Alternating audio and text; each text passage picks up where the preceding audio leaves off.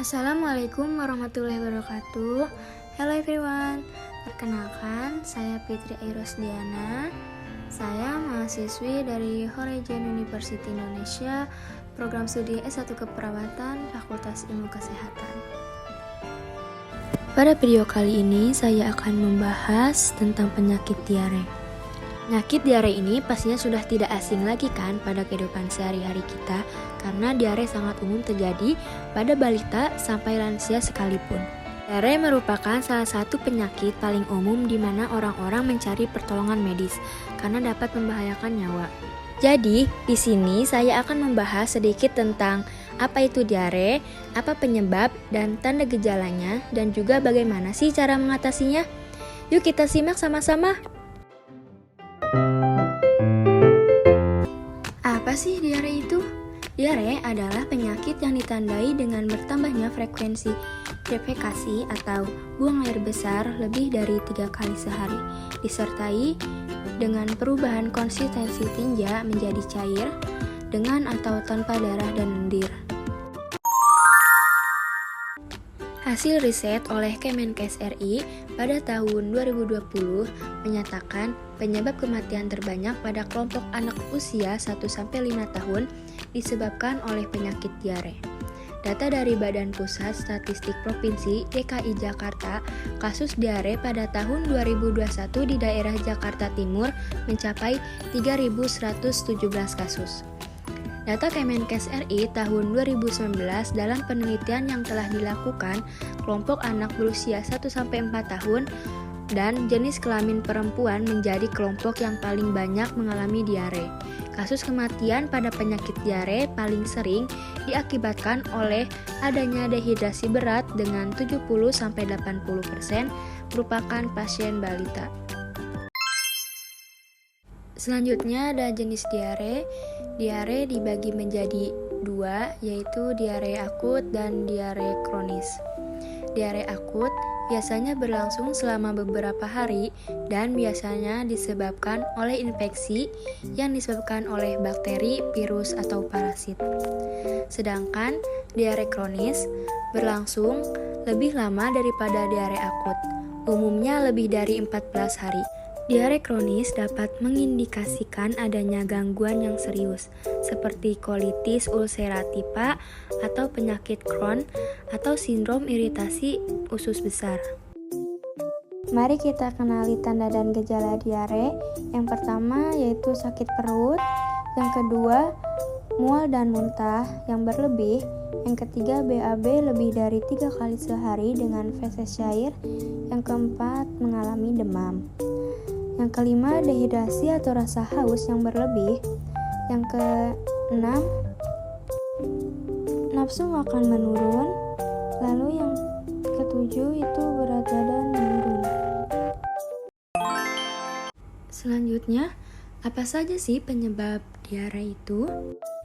Yang pertama yaitu infeksi, disebabkan oleh sejumlah organisme bakteri, virus, dan parasit yang sebagian besar disebarkan melalui air yang terkontaminasi tinja.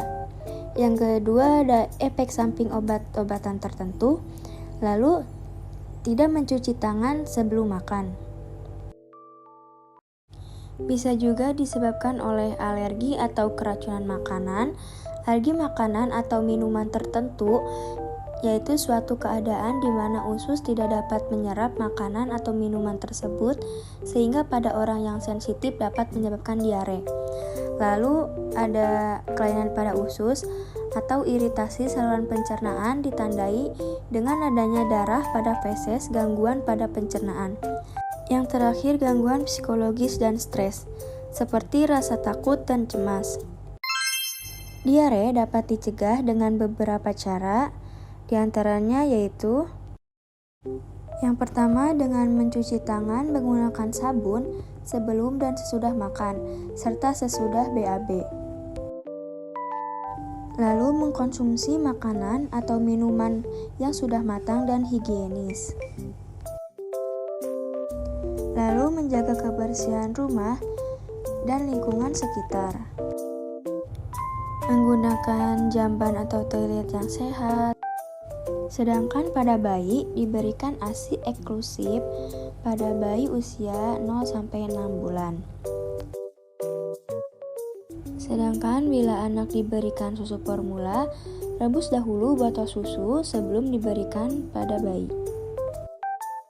Nah, selanjutnya ada komplikasi. Komplikasi yang dapat muncul pada penderita diare bila tidak segera ditangani dengan benar dapat terjadinya dehidrasi. Dehidrasi dibagi menjadi 3, yaitu yang pertama dehidrasi ringan. Jika terjadi penurunan BB awal sebesar 3-5%, ditandai dengan rasa haus, kencing yang lebih sedikit dari biasanya. Yang kedua, dehidrasi sedang. Jika terjadi penurunan BB awal sebesar 6-9%, ditandai dengan mata tampak cobong dan turgor kulit menurun. Yang ketiga, dehidrasi berat. Jika terjadi penurunan BB awal sebesar 10% atau lebih, ditandai dengan anak tampak lemas, napas dalam dan terengah, pingsan, dan koma. Sebelumnya sudah saya sampaikan penyebab, tanda dan gejala pada diare. Lalu bagaimana sih cara pengobatannya? Yang pertama yaitu menjaga asupan cairan dengan meminum cairan oralit atau larutan air garam dan gula. Jika diare disertai mual dan muntah, maka minumlah sedikit tetapi sering. Lalu minum obat diare sesuai dengan dosis dan aturan pakai. Lalu berikan obat zinc. Zinc diberikan selama 10 hari untuk mengurangi diare dan mencegah kekambuhan diare 3 bulan selanjutnya. Yang keempat, makanan harus diteruskan bahkan harus ditingkatkan selama diare untuk menghindarkan efek buruk pada gizi. Lalu, segera bawa ke dokter atau rumah sakit terdekat jika diare tak kunjung sembuh dengan feses mengandung lendir atau darah dan apabila terdapat tanda-tanda dehidrasi. Nah, selanjutnya saya di sini akan memberitahukan bagaimana sih cara membuat oralit atau larutan air gula dan garam. Yang pertama itu menggunakan segelas air putih atau 200 ml air putih ditambah dengan 1/4 sendok teh garam, lalu ditambah 1 sendok gula. Setelah itu campurkan semua bahan-bahan dan diaduk sampai dengan benar-benar larut. Selanjutnya pemberian takaran pada anak.